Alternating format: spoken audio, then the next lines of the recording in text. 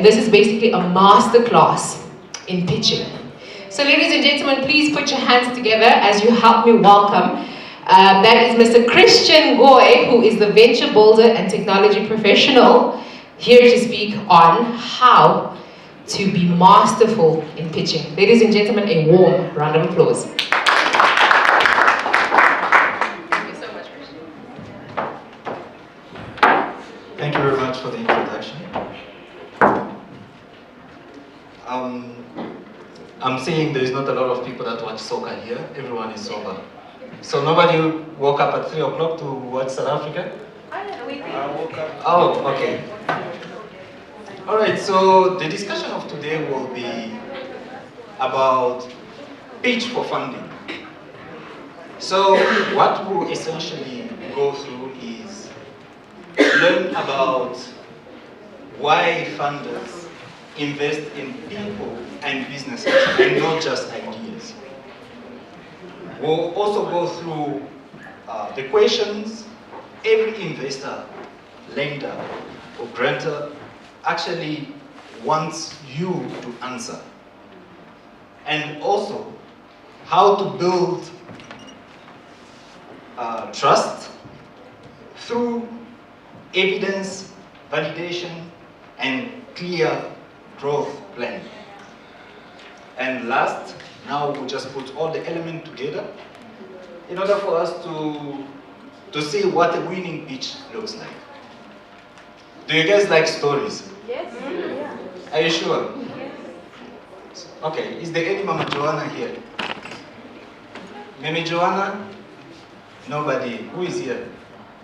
Maria. Mimi Maria. Okay, so we'll go with Mimi Maria. So, funding starts with trust.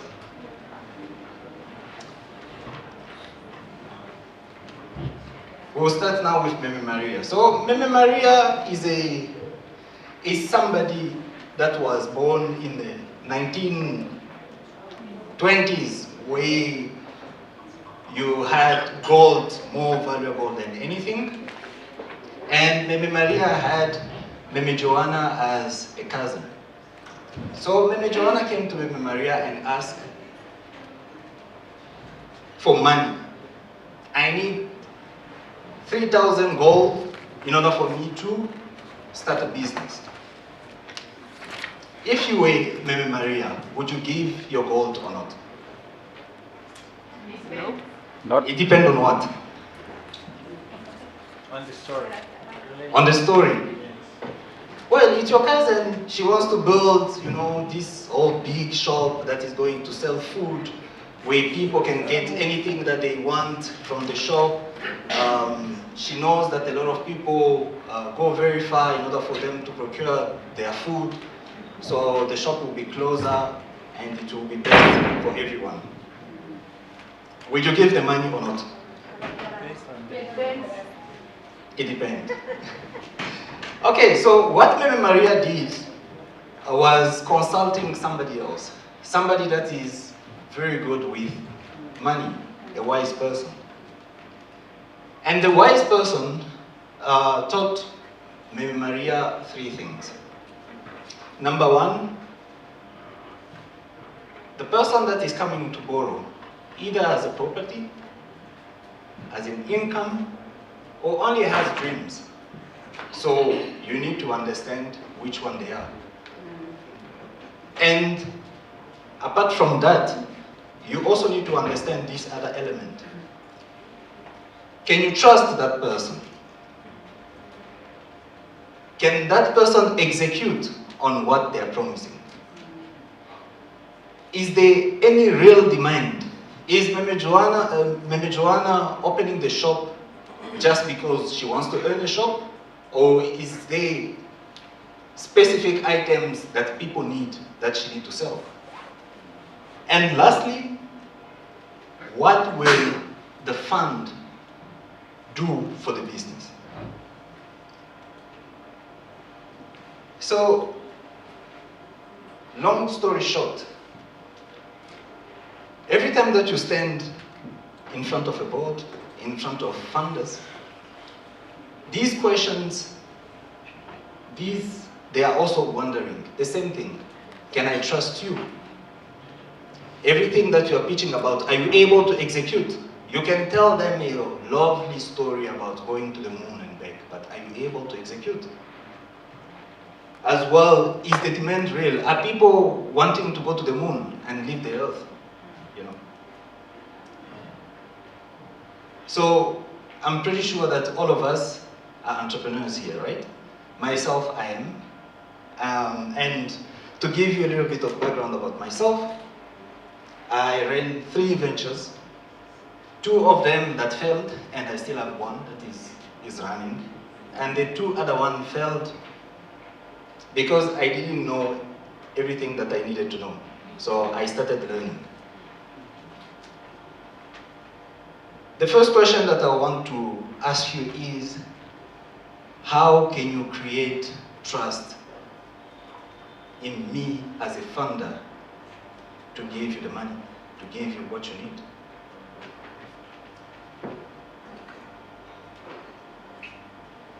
So, from there, let's move to the question. Let's go specifically to some questions, some pointers. Number 1, when you are pitching, all the funders are actually collecting information and they are trying to answer some questions. The first one, is the problem real? I'm going to select somebody that I'm going to ask this question about their business. So I'm going to go off the stage. I'm saying other people don't want to look at me anymore. So I'll not go very far. I'll just start from this place. Please just tell us 1 minute to tell us about your business and tell us if the problem you're solving is real.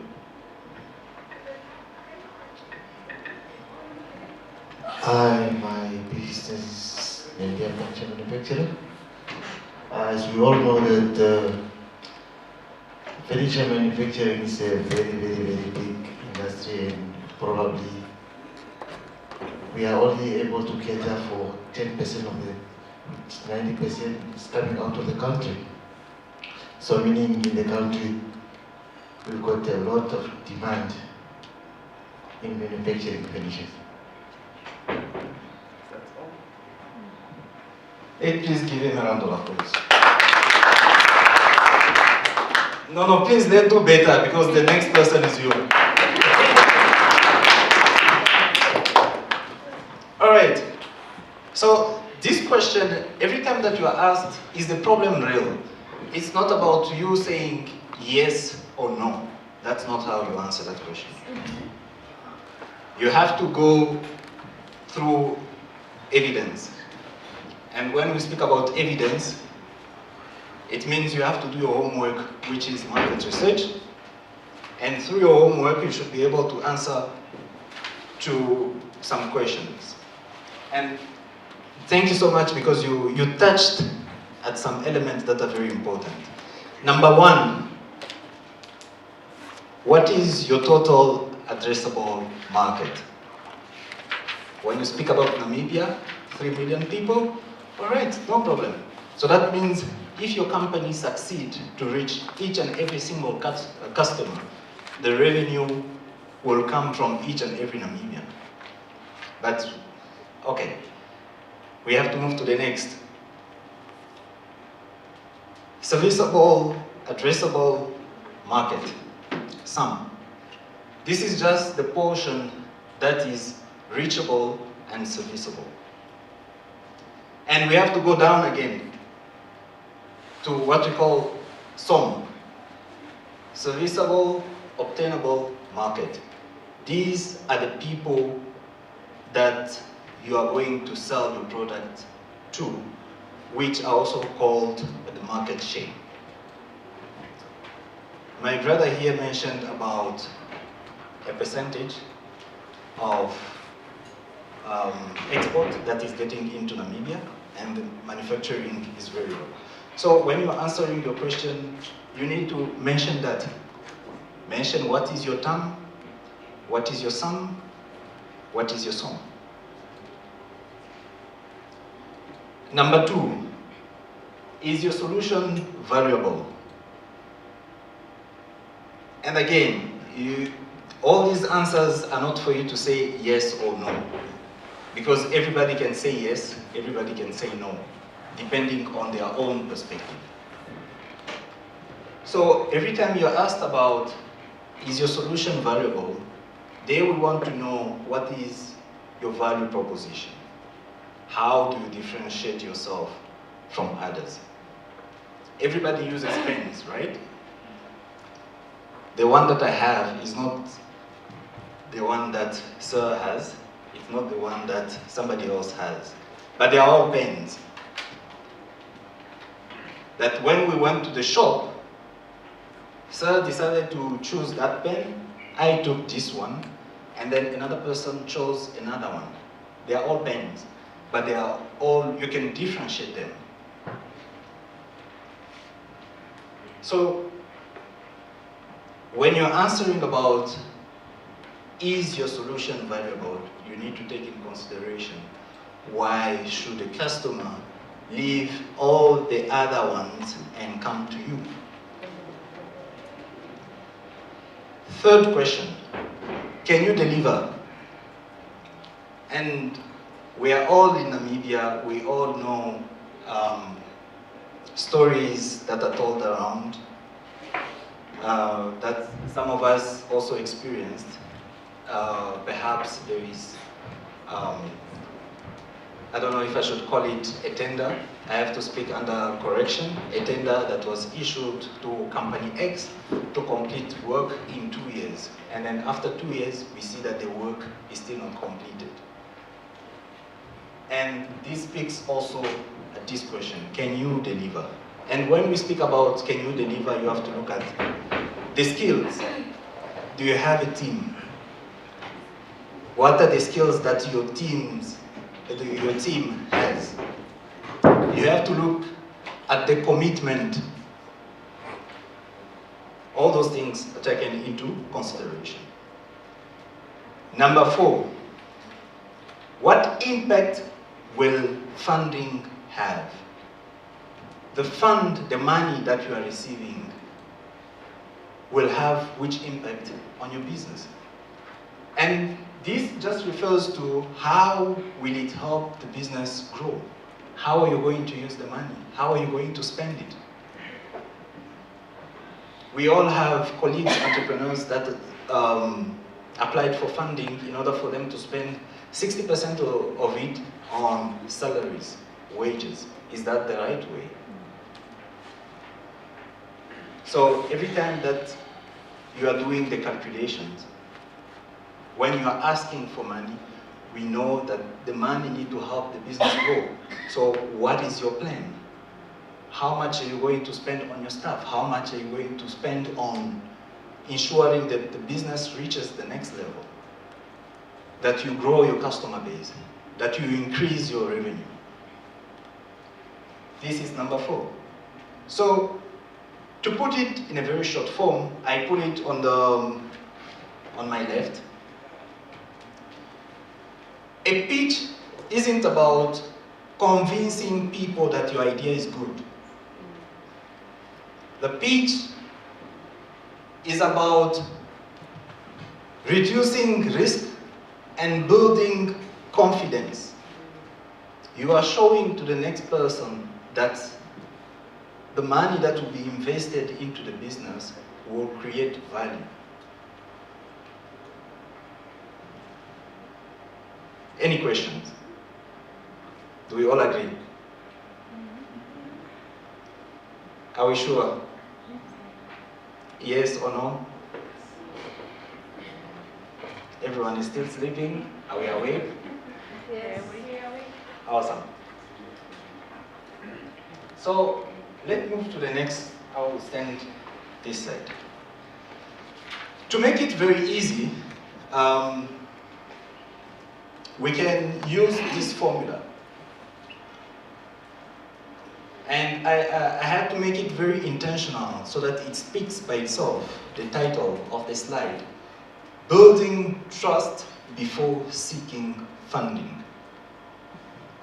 the elements that you will be providing should be the one that are advocating, and not you and trying to choose words, sweeten the words so the people can feel or anything. So, number one, we can see trust is equal to problem plus proof plus plan. And I'll come back to the example that my brother gave. The problem is there is a lot of import, less manufacturing in Namibia. All right, that's the problem. Do the people need what you're manufacturing? Let's say you tick all the boxes. What is the proof that they need it? So when you're talking about proof, and this is where a lot of people go wrong, they want to advocate. It's not about advocating. We don't want you to advocate. We want you to provide us with evidence that can advocate for you on your behalf. The proof can be paying customers. So since my brother started the business, in a year, he made 100,000. He's been servicing 50 clients, and the customer base is growing. The people want sofas and bank bed instead of a table, dining tables.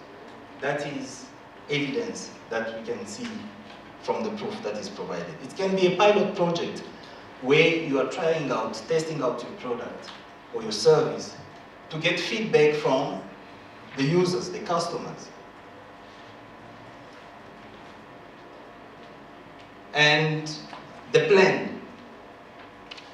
When we speak about the plan, we want to know what is your roadmap, what is your future, how are you going to make use of the fund, and how will it impact the business.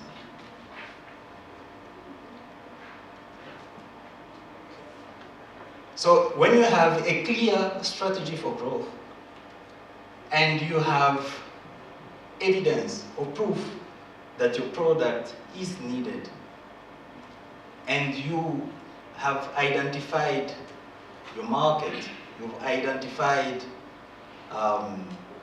who to service, your market, your category, your customer categories, how are you going to be attending to all the customers. You start perhaps in Windhoek, and then next you go to Okahanja. After Okahanja, it will be Otjiwarongo and Rehoboth, and then so on.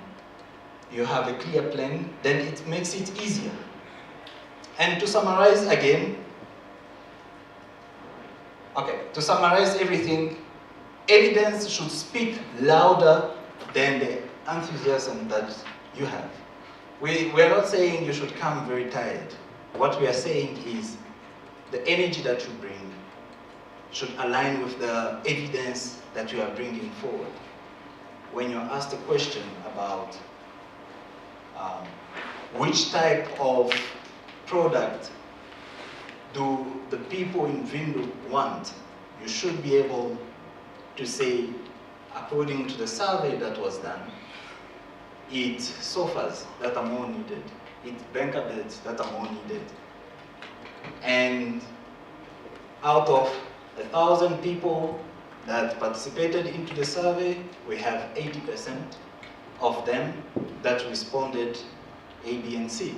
And 1,000 was not only in the CBD, you also took a portion of Klein Windhoek, you took a portion of Katutura, you took a portion of Komasdal, of Pioneers Park, and all that. So you make sure that there is a sample that can represent the whole customer base. Are we together? Yes.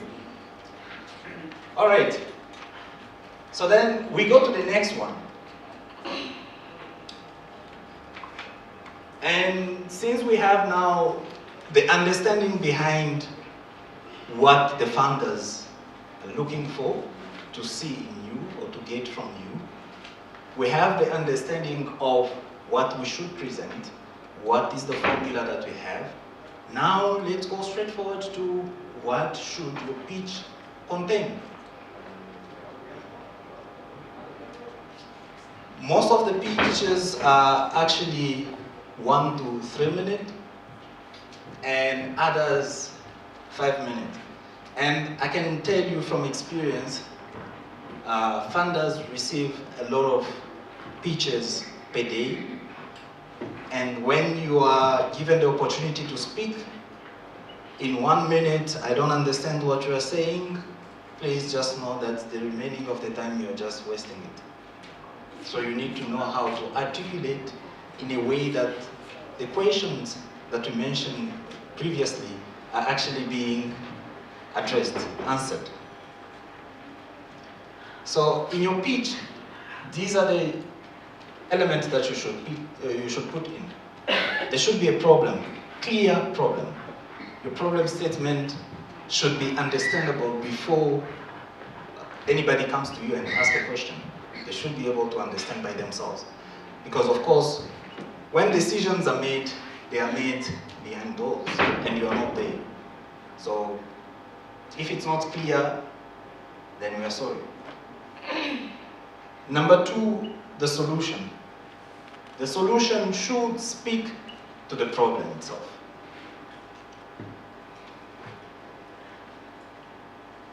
Number 3, the market. As I mentioned it previously, you need to speak about your TAM, total addressable market. You have to speak about your SUM, your serviceable addressable market. You have to speak about your SOM, serviceable tenable market. This shows what is your potential and how you're going to go about. The proof. First and foremost, before you even pitch, just know that we believe you. So what you need now to bring on the table is evidence. If you say your product is needed, we believe you. So what are the numbers that can show us that the people really need this product? If you only present data that speaks to Katutura, for example, then are you only going to operate in Katutura? Are you not considering expanding to Komasda, Pioneers Park, and all the other areas of Vindu? How about the relation between this market? How do they relate from Vindu? Where are you going to go next? Financial need. How much do you need? And this is something very important. Every time that you are pitching, you need to know what you need. And you need to know how you are going to use what you need. And what will be the impact of it. You know your financial. If you've been operating for a couple of years, then you should know from the time that you started, everybody always asks for the past 3 years and the next 5 years. So you should be able to answer those questions. How did the business perform for the past 3 years? Good is not an answer. You have to provide evidence. For the next 5 years, how will the funding impact the business? You have to be able to provide that. So here again, you have to remember that the best pitches do not ask for money. They demonstrate why investing makes sense. And of course, there are a lot of questions that we get from entrepreneurs. And I've had a chance to be an entrepreneur and now to sit on the other side of the table as well, engage with the investors, the decision makers. They all ask that there is just no money, no enough funding in Namibia. And the divide that you'll find is on one side, the investors are like, well, there is resources. And just know enough entrepreneurs that can prove to us that this money will make the impact that it intended to. And on the other side, we have entrepreneurs that are saying they are just non-funders. To bridge those two gaps, this is the first formula that I'm providing. You have to understand each other. What you as an entrepreneur need to bring to the table to do your part A, and then on the other side, what does the investor need to do, which is the part B. So the takeaway that I would like to leave you with is, let's go and train for 1 minute. Every time that you are asked about your business, make sure that in the first 1 minute that you communicate with someone, they understand what is the problem, what is the solution, what is your market, what is the proof that you have, potentially what could be the finances, and how you will do that. I've had the opportunity to see entrepreneurs getting surprised because they went to just exhibit and have conversations with some people, and then those some people became investors because they could understand what the business is about, what is the outcome of the business, the founders' capabilities, what are they going to use the fund for, and what is the overall vision. So, yes, this is my last slide.